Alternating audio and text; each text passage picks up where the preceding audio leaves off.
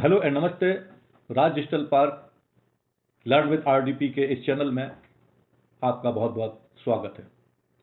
आज हम चर्चा करने वाले हैं ऑनलाइन जीएसटी रजिस्ट्रेशन की।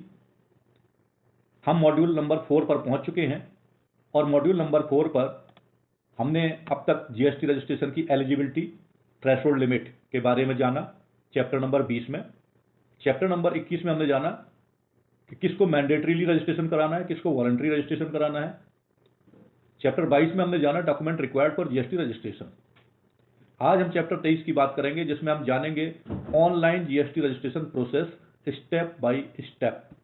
तो दोस्तों, बहुत ही ब्यूटीफुल और बहुत ही इंफॉर्मेटिव वीडियो होने वाला है ये, जो आपकी लाइफ बदल सकता है, जो आपका करियर बदल सकता है या आपके करियर में 4 चांद लगा सकता है। तो कहीं मत जाइएगा, इस वीडियो को शुरू से अंत तक देखिएगा।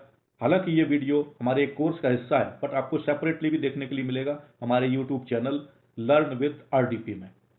तो दोस्तों, आपका समय ज़्यादा न लगाते हुए मैं शुरू करता हूं अपना प्रेजेंटेशन, जहां पर हम ऑनलाइन जीएसटी रजिस्ट्रेशन प्रोसेस को स्टेप बाय स्टेप समझने की कोशिश करेंगे। इससे पहले कि मैं ये वीडियो शुरू करूं, एक निवेदन करूंगा आपसे कि दोस्तों, मैं हूं राजकुमार सक्सेना। मैं अपना इंट्रोडक्शन हर एक वीडियो में देता हूं। मैं निकल पड़ा हूं अपने विजन और मिशन के लिए।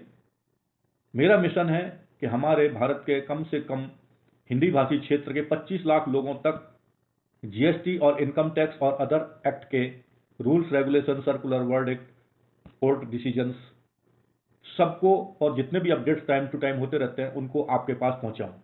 कारण उसका यह है कि लैक ऑफ नॉलेज के कारण और लैक ऑफ टाइम के कारण लोग टैक्स सिस्टम में इतना ज़्यादा अंदर घुसते नहीं हैं, या घुसते हैं तो गलत इंटरप्रिटेशन के कारण गलतियां कर देते हैं। इन सब चीज़ों से मिस्टेक होने के कारण उनको भारी पेनल्टी और जुर्माने का सामना करना पड़ता है और नोटिस उनके पास आ जाते हैं। इन चीज़ों से बचाने के लिए मैंने ये बीड़ा उठाया है कि कम से कम अपने क्षेत्र के, उत्तर भारत क्षेत्र के हिंदी भाषी क्षेत्र के लोगों को, 25 लाख लोगों को इनकम टैक्स और जीएसटी के रूल्स रेगुलेशन बताएंगे। उसी मिशन के तहत ये हमने एक कोर्स बनाया है जिसमें जीएसटी के बेसिक से लेकर के मास्टरी तक, टैली का बेसिक से लेकर के मास्टरी तक, दोनों का कंबाइंड कोर्स है। हम आज बात कर रहे हैं जीएसटी रजिस्ट्रेशन की। आइए चलते हैं जीएसटी रजिस्ट्रेशन की ओर, जहां हम आपको बताने वाले हैं स्टेप बाय स्टेप कैसे जीएसटी रजिस्ट्रेशन होता है। तो स्टेप बाय स्टेप रजिस्ट्रेशन होने के लिए हमें यह डिसाइड करना होगा कि हमारा कॉन्स्टिट्यूशन क्या है।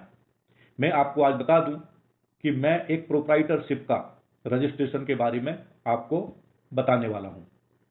तो दोस्तों, इससे पहले कि वीडियो शुरू हो, आप हमारे चैनल पर अगर पुराने हैं तो आपने जरूर सब्सक्राइब कर रखा होगा, नहीं किया तो सब्सक्राइब कर लीजिए और बेल आइकन पर क्लिक कर लीजिए ताकि इतने इंपॉर्टेंट वीडियो से आप चूक न जाएं। चलते शुरू करते हैं। दोस्तों, आपके सामने स्क्रीन उपलब्ध है। इसमें आप देख सकते हैं कि visit GST portal. GST portal पर हमें www.gst.gov.in पोर्टल पर जाएंगे। वहां पर हम सर्विस वाले टैब पर क्लिक करेंगे और वहां से रजिस्ट्रेशन वाले टैब पर जाएंगे। उसके बाद फॉर्म का फर्स्ट पार्ट ए फिल करेंगे। वहां पर अपना pan number, mobile number, email और ओटीपी वेरिफिकेशन करेंगे। उतना करने के बाद, कैप्चा डालने के बाद, हम पहुंचेंगे पार्ट बी पर। पार्ट बी पर बहुत सारे फॉर्म है जिनको फिल करना होता है। एक एक करके हम आपको बताने वाले हैं। कंप्लीट डिटेल्स करनी है उन बी में और अपलोड डॉक्यूमेंट करना है। उसके बाद आपको कुछ न्यूज आएगी या एआरएन जनरेट हो जाएगा। अगर कोई कमी है तो वो कमी बताएगा, नहीं तो फिर एआरएन जनरेट हो जाएगा आपका।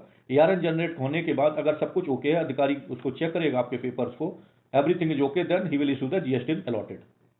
तो ये एक बहुत ही सिंपल प्रोसेस है, 5 स्टेप की प्रोसेस है। अब हम इसको लाइव आपको बताने वाले हैं कि कैसे इस स्टेप को हम पूरा करेंगे। चलिए, आपका समय ज़्यादा ना लेते हुए मैं आपको जीएसटी के पोर्टल पर लेकर के चलता हूँ। तो हम यहाँ पर जीएसटी का पोर्टल डालेंगे।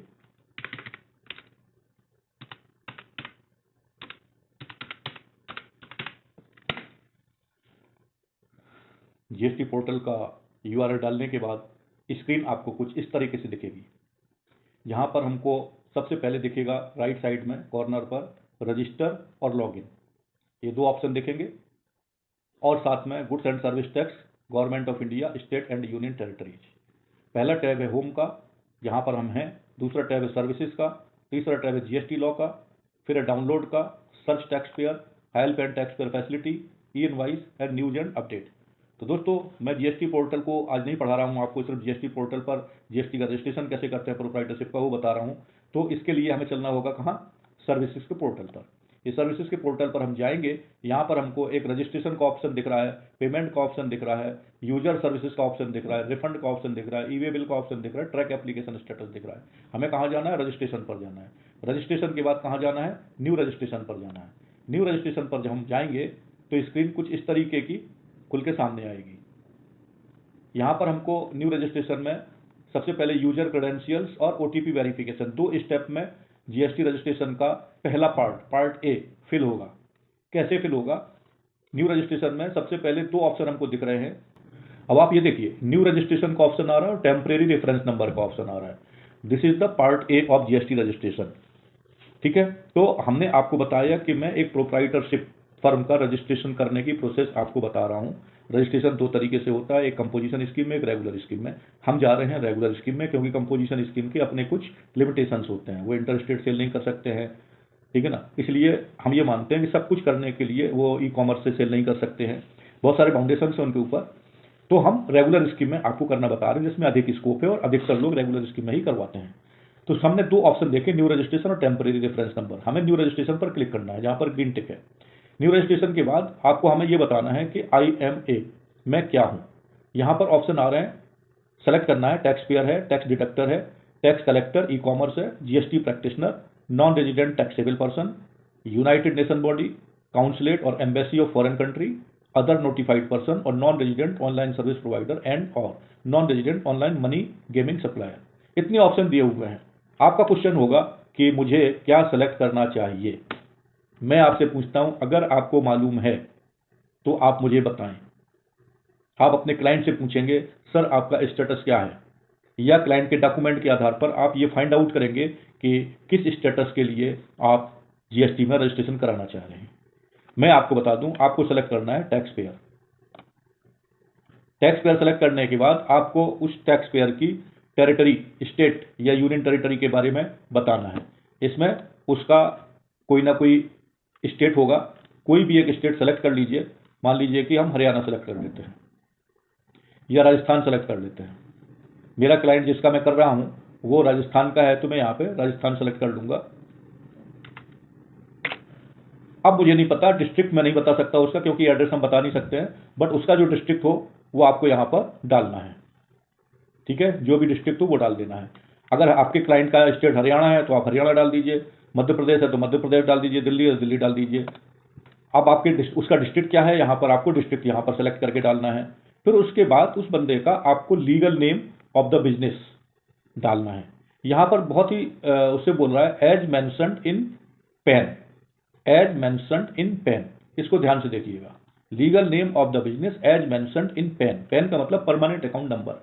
आपको अपने क्लाइंट का परमानेंट अकाउंट नंबर लेना है और उसको यहाँ पर देखना है कि क्या नाम है उसका। जो पैन नंबर में, पैन कार्ड में उसका नाम लिखा हो वो यहाँ पर आपको लिख देना है। उसके बाद यहाँ पर आपको उसका परमानेंट अकाउंट नंबर लिखना है। परमानेंट अकाउंट नंबर क्या होता है, 10 डिजिट का, जिसमें अल्फा न्यूमेरिक होता है, वो यहाँ पर आपको लिखना होता है। फिर उसके बाद हम आगे बढ़ते हैं। If you do not have PAN, click here to apply.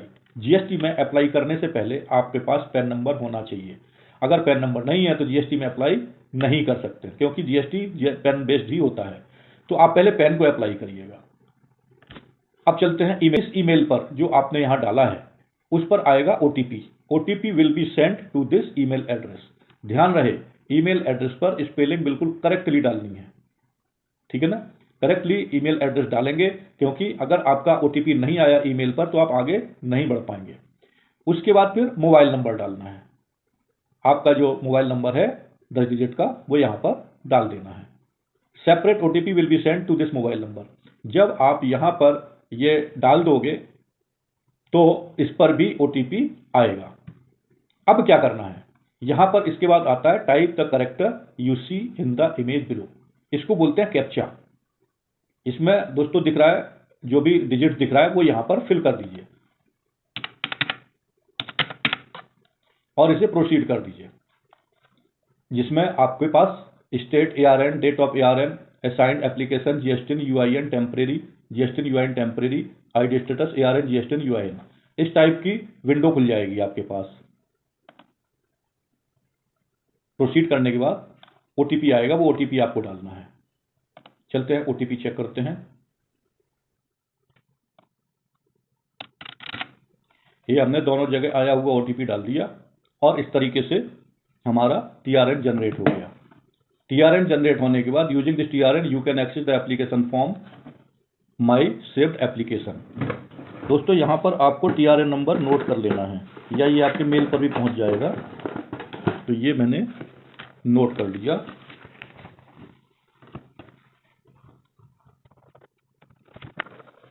और हम इसको प्रोसीड कर देते हैं। यहां पर हमसे प्रोसीड करने के लिए हमारा टीआरएन नंबर पूछेगा।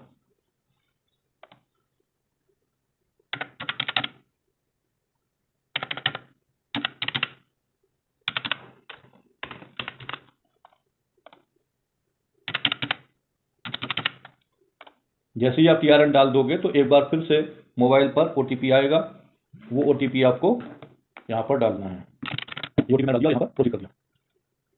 दोस्तों आपके जीएसटी रजिस्ट्रेशन का पहला पार्ट कंप्लीट हो गया। अब हम चलते हैं दूसरे पार्ट पर। दूसरे पार्ट पर इस तरीके से आपको दिखेगा creation date, form number, form application, expiry date, state and action. Track application status, you do not have any submitted application. जब हम कर देंगे तो फिर हम एप्लीकेशन स्टेटस हम कर देंगे। हमारी जो अभी एप्लीकेशन का पार्ट 1 सबमिट हुआ है वो अभी ड्राफ्ट स्टेटस में है। इस पर हम एक्शन पर क्लिक करते हैं। ये जो पेंसिल का निशान बना है इस पर क्लिक करेंगे और हम इसको फिल करना शुरू करेंगे। तो यहां पर आप फिल करेंगे सबसे पहले बिजनेस डिटेल्स। इसमें क्या क्या फिल करना मैं आपको बता दूं। एप्लीकेशन टाइप हो गया, ड्यू डेट हो गया, लास्ट मॉडिफाइड, प्रोफाइल हो गया, न्यू रजिस्ट्रेशन है, इस डेट में ये रजिस्ट्रेशन हुआ। यहां पर ट्रेड नेम डालना है और यहां पर कॉन्स्टिट्यूशन ऑफ बिजनेस डालना है। ट्रेड नेम जो आप नाम रखना चाह रहे हो वो डालना है आपको। मान लीजिए कि मैं अपना नाम, अपना कोई बिजनेस रखना चाह रहा हूं, फलाना फलाना या आर्क एंटरप्राइजेज, कुछ भी, वो मैं यहां पर डालूंगा। या हमारे क्लाइंट का जो भी नाम होगा, एम के एंटरप्राइजेज, फलाना डिमका, जो भी है वो आप यहां पर नाम डाल दीजिए। उसका कॉन्स्टिट्यूशन क्या है, उसका कॉन्स्टिट्यूशन जैसा कि मैंने बताया था आपको प्रोप्राइटरशिप के रूप में मैं बताने वाला हूं। तो यहां पर प्रोप्राइटरशिप सेलेक्ट कर लेना है। कोई अगर एडिशनल ट्रेड नेम भी देना है तो वहां पर लिख दिया जाएगा। उसके बाद आपको यह क्वेश्चन पूछा जाएगा कि क्या आप कैजुअल टैक्स पेएबल पर्सन है, टैक्सेबल पर्सन है। तो कैजुअल टैक्सेबल पर्सन क्या होता है ये मैंने आपको सेपरेटली समझाया हुआ है। बहुत ही सिंपल में आपको बता दें कि आप ऐसे स्टेट में जाकर के बिजनेस करते हैं जो आपका रेजिडेंट स्टेट नहीं है, जहां पर आप रजिस्टर्ड नहीं है। कभी कभी वहां पर जाते हैं और वहां पर माल की अच्छी कीमत आपको मिल जाती है, या कोई एग्जीबिशन लगी हुई है वहां पर आप जाते हैं और वहां पर अपना माल बेच करके एग्जीबिट करने के लिए जाते हैं। तो उसके लिए आपको कैजुअली उस स्टेट में अपना रजिस्ट्रेशन करवाना होता है, जिनको कैजुअल टैक्सेबल पर्सन बोलते हैं। तो आप वो है नहीं। फिर कंपोजिशन का ऑप्शन है, अगर आप कंपोजिशन रजिस्टर होना चाहते हैं तो वहां पर रजिस्टर कर लीजिए, तो वो भी ऑप्शन नहीं है। नेक्स्ट एक नया ऑप्शन आया है दोस्तों, option for registration under rule 14A। अगर 14A के अंतर्गत आप करना चाह रहे हो तो यस डालिए, और अगर 14A के अंतर्गत नहीं करना चाह रहे हो तो नो डालिए। क्या फायदा क्या नुकसान है 14A के अंतर्गत रजिस्ट्रेशन करने के लिए, इस लाइन से, इस पैराग्राफ से क्लियर है। You may avail option under rule 14A if the ITC to be passed on is less than और equals to 2.5 lakhs per month.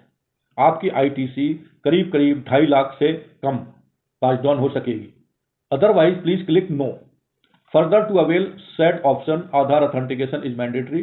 Please note that any filing this application under section under rule 14A you are also declaring that aforesaid business shall abide by the condition and restriction specified in the act or the rule for opting to register under rule 14A। आपको 2.5 लाख या उससे कम की value का ITC को pass on करना होगा। अगर आप पास ऑन कर सकते हैं तो डिक्लेयर करिए और फिर आपको पास ऑन करना ही होगा। नहीं कर सकते हैं तो नो कर दीजिए। तो मैं ये मान के चलता हूं कि हम नो कर देंगे। यहां पर नो पर क्लिक कर दिया, ठीक है। रीजन टू ऑब्टेन रजिस्ट्रेशन, यहां पर आप क्या रीजन देंगे, वॉलंटरी डाल दीजिए। या अगर आप ई-कॉमर्स ऑपरेटर हैं, आपको तुरंत करना है तो आपको तुरंत डालना है। इतने सारे ऑप्शन इसमें दिए हैं जो आपके ऊपर फिट बैठता हो, जैसे ट्रांसफर सक्सेशन ऑफ बिजनेस है, डेट ऑफ प्रोप्राइटर है, सॉरी डेथ ऑफ प्रोप्राइटर है, डीमर्जर है, change in constitution of business है, मर्जर एमलगमेशन है, ई-कॉमर्स ऑपरेटर है, सेलिंग थ्रो ई-कॉमर्स पोर्टल है, वॉलंटरी बेसिस है। तो हम यहां पर वॉलंटरी बेसिस को चूज कर लेंगे। Date of commencement of business, जिस डेट से आप बिजनेस कमेंसमेंट कर रहे हैं उस डेट को यहां पर डाल दीजिए। मान लीजिए कि आज से ही आप बिजनेस शुरू कर रहे हैं तो आज की डेट आप डाल दीजिए, ये आपने डेट डाल दी। इंडिकेट एग्जिस्टिंग रजिस्ट्रेशन, अगर आपका कोई पहले से रजिस्ट्रेशन हो चुका है तो आपको यहाँ पर इंडिकेट करना होगा। अगर रजिस्ट्रेशन नहीं हो चुका है तो आपको कुछ नहीं करना है यहाँ पर, और आगे बढ़ जाना सेव एंड कंटिन्यू पर क्लिक करके। ये आपने पहली फाइल भर ली और आप दूसरे पर आ गए, प्रोमोटर्स की डिटेल पर आप आ गए। अब यहाँ प्रोमोटर्स की, पार्टनर्स की डिटेल आपको फिल करनी है, ठीक है।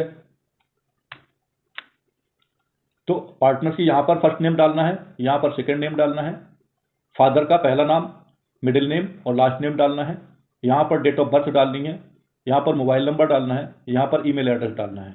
आपका क्लाइंट मेल है, फीमेल है या अदर्स है, उस पर क्लिक कर देना है।